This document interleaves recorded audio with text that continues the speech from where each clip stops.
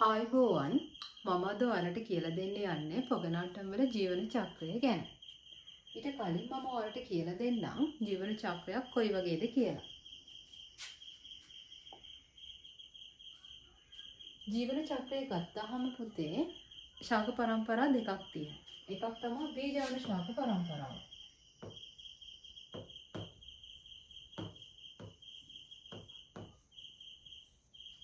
මේ බීජාණු ශාක පරම්පරාව ගත්තාම දිවිගුණයි. ඊළඟට තියෙනවා තව ශාක පරම්පරාවක්. අපි ඒකට කියනවා ජන්මාණු ශාක පරම්පරාව කියලා. මෙන්න මේ ජන්මාණු ශාක පරම්පරාව ගත්තාම එක ගුණයි. බීජාණු ශාක වලින් ඇති වෙනවා බීජාණු. මේ හැදෙන බීජාණු ඒක ගුණයි. මොකද මෙන්න මෙතන ඌරණ විභාජනය වෙන නිසා. බීජාණු වලින් හැදෙනවා එක ගුණ ජන්මාණු ශාකය. ජන්මාණු ශාක වලින් හටගන්නවා ජන්මාණු. මෙන්න මේ ජන්මාණු ගත්තහම ඒක ගුණයි. පුංජන්මාණු, ජය ජන්මාණු විදිහට වර්ග දෙකක් තියෙනවා. ජන්මාණු වලින් හැදෙනවා බීජාණු ශාක. මෙන්න මේ අවස්ථාවේදී වෙනවා අනූනන විභාජනය. එතකොට බීජාණු ශාකයෙන් ජන්මාණු ශාකය ඇති වෙනවා, ජන්මාණු ශාකයෙන් බීජාණු ශාක ඇති වෙනවා. දැන් අපි බලමු ශාක විශේෂ. අපිට ඉගෙන ගන්න තියෙන ශාක විශේෂවල වෙනස්කම් කීපයක් ගැන. අපිට තියෙනවා කතා කරන්න පොගනාටම්.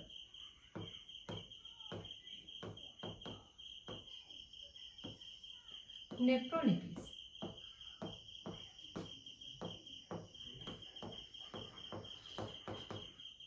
සෙලජිනෙල්ලා,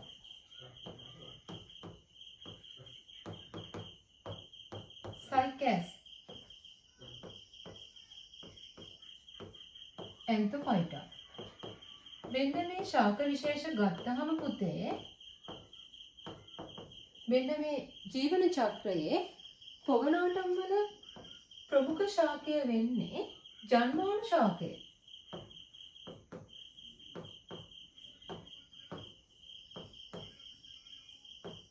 අනෙක් ශාක විශේෂවල ප්‍රමුඛ ශාකය වෙන්නේ බීජාණු ශාකය.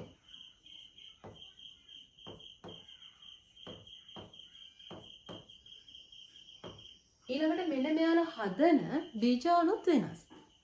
මෙන්න මේ පොගනාටම්ටයි නෙෆ්‍රොලිපිස්ටයි තියෙන්නේ එකම වර්ගයක බීජාණු. අපි ඒවට කියනවා සම බීජාණු කියලා.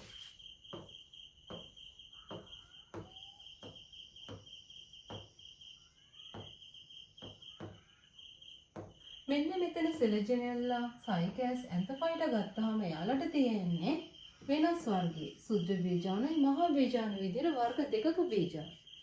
අපි යන්නේ ඒවට කියනවා විසම බීජාණු කියලා.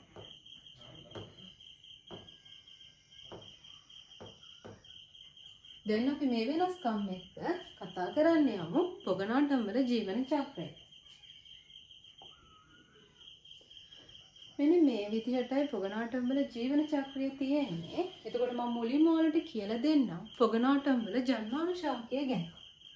ජන්මාණු ශාකය ප්‍රධාන කොටස් තුනකින් යුක්තයි. පත්‍රයි, කඳයි, මූලාභය විදිහට. හැබැයි අර අනිත් ශාක වගේ මේ වගේ තියෙන සත්‍ය පත්‍රවත්, සත්‍ය කඳවත්, සත්‍ය මූලාභවත් නොවේ. ඒ හින්දා මෙන්න මේ වචන ලියද්දී අපි උද්දිත ක්‍රමාවලිය තුල තමයි ලියන්නේ. ඊළඟට මෙන්න මේ ජන්මාණු ශාක ගත්තාම ලක්ෂණ පහක් තියෙනවා. මෙන්න මේ ජන්මාණු ශාකයේ ජීවන චක්‍රයේ ප්‍රමුඛ ශාකයක්. ඒ වගේම වැඩි කාලයක් ජීවත් වෙනවා.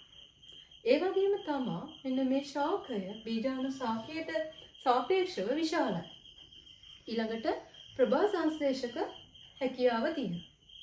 ඊළඟට ජන්මාණු ශාකය ගත්තාම වර්ග දෙකක් තියෙනවා. පුංජන්මාණු ශාකයයි ජය ජන්මාණු ශාකයයි විදිහට. අන්න ඒ හින්දා අපි කියනවා දිවිග්‍රෝහී එහෙම නැත්නම් ඒකලිංගිකයි කියලා.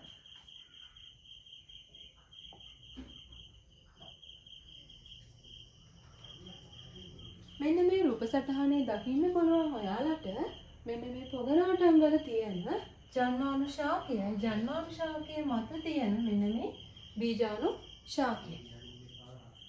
ඊළඟට මෙන්න මේ පුංජන්මාණු ශාකයි ජය ජන්මාණු ශාකයි පරිණත වෙද්දී ඒවයි ඉහළ කෙළවර ඇති වෙනවා සුක්‍රාණුදානී අණ්ඩාණුදානී. අපි හිතමුකෝ ඒක පුංජන්මාණු ශාකයක් කියලා. පුංජන්මාණු ශාකයේ ඉහළ කෙළවරේ ඇති වෙනවා පුතේ සුක්‍රාණුදානී. සුක්‍රාණුදානී තුල ඇති වෙනවා සුක්‍රාණු විශාල ප්‍රමාණයක්. මෙන්න මේ සුක්‍රාණු ගත්තාම කශිකාදරයි චල සුක්‍රාණු වෙනවා. මොකද මෙන්න මේ සුක්‍රාණු වලට අණ්ඩය හොයාගෙන පිහිනගෙන යන්න ඕන. ඒ හින්දා. ඊළඟට මෙන්න මේ ජය ජන්මාණු ශාකයේ පරිණත වෙද්දී මෙන්න මේ ජය ජන්මාණු ශාකයේ ඉහළ කෙළවර ඇති වෙනවා මෙන්න මේ වගේ අණ්ඩාණු දානි. මෙන්න මේ අණ්ඩාණු දානියක් තුල ඇති වෙන්නේ තනි අණ්ඩයක් පමණයි. සුක්‍රාණු දානියක් තුල සුක්‍රාණු විශාල ප්‍රමාණයක් ඇති වෙනවා. හැබැයි අණ්ඩාණු දානියක් තුල ඇති වෙන්නේ තනි අණ්ඩයක් විතරයි. ඊළඟට මෙන්න මේ අණ්ඩාණු දානි වලින් නිකුත් කරන රසායනික ආකර්ෂකය.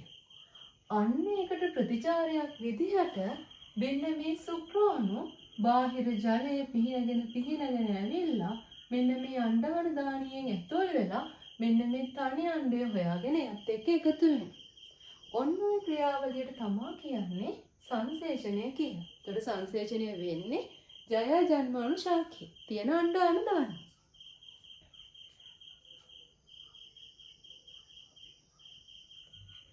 ඊළඟට සංශ්ලේෂණය වෙලා ඇති වෙනවා පුතේ ද්විගුණ යුක්තාණුවක් ඇති වෙනවා. එතකොට මෙන්න මේ ද්විගුණ යුක්තාණුව විකසනය වෙනවා ද්විගුණ කලලයක් බවට.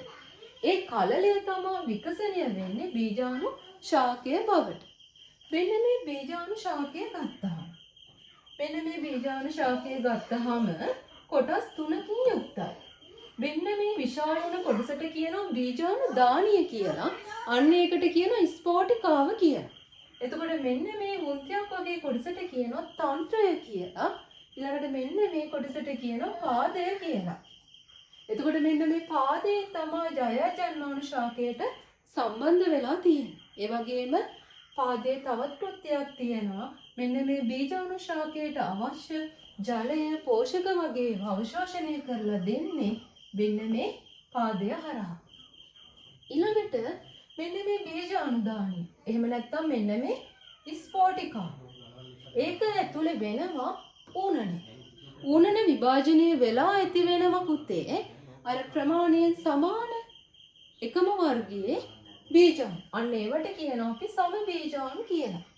මෙන්න මේ සම බීජාණු බාහිර පරිසරයට විසිරිලා හිතන්නකෝ යාට සුදුසු උපස්තරයක් හම්බුණා කියලා. එයා කැමති තැනක් ප්‍රෝහණය වෙන්න මෙන්න මේ වගේ තැනක්. එක්කත් එත පසක් වෙන්න පුළුවන්. එහෙම නැත්නම් ශාක පොත්තක් වෙන්න පුළුවන්. අන්න එකක් මත මොකද වෙන්නේ? එයා ප්‍රෝහණය වෙනවා වැටිලා. ප්‍රෝහණය වෙලා ඇති වෙනවා මෙන්න මේ ව්‍යුහය අපි ඒකට කියනවා ප්‍රාග්තන්ත්‍රයක් කියලා. ප්‍රාග්තන්ත්‍රය ගත්තහම පුතේ කොළ පාටයි. ඒ වගේම මෙන්න මේක ශාකණය වෙලා තියෙනවා. ඒ වගේම මේක සූත්‍රිකාවක් වගේ. ඊළඟට මෙන්න මේ ප්‍රාග්තන්ත්‍රයෙන් ඇතිවන අංකුර මගින් තමා ජන්මාණු මේ අංකුර මගින් තමා මෙන්න මේ ජන්මාණු ශාක ඇති වෙන්නේ. මම දැන් ඔයාලට රූප සටහනක් පෙන්වන්නම්. මෙන්න මේ විදිහට. මෙන්න මේකේ මේ කොටසට කියනවා ජය ජන්මාණු ශාකය කියලා. මෙන්න මේ කොටසට කියනවා බීජාණු ශාකය කියලා. මෙන්න මේ විදිහට පොගනාටම් වල ජීවන චක්‍රය අවසන් වෙනවා. එතකොට ජන්මාණු ශාකයෙන් ජන්මාණු ඇති වෙලා ජන්මාණු වලින් හැදෙනවා බීජාණු ශාකය. බීජාණු ශාකයෙන් හැදෙනවා බීජාණු. බීජාණු වලින් ජන්මාණු ශාකය හැදෙනවා. මෙන්න මේ විදිහට පොගනාටම් ජීවන චක්‍රය නිමා වෙනවා. එහෙමනම් අද පාඩමෙන් සමුගන්නවා. ඊළඟට තවත් ජීවන චක්‍රයක් අරගෙන ඔබ හමුවට එන්න. ආයුබෝවන්.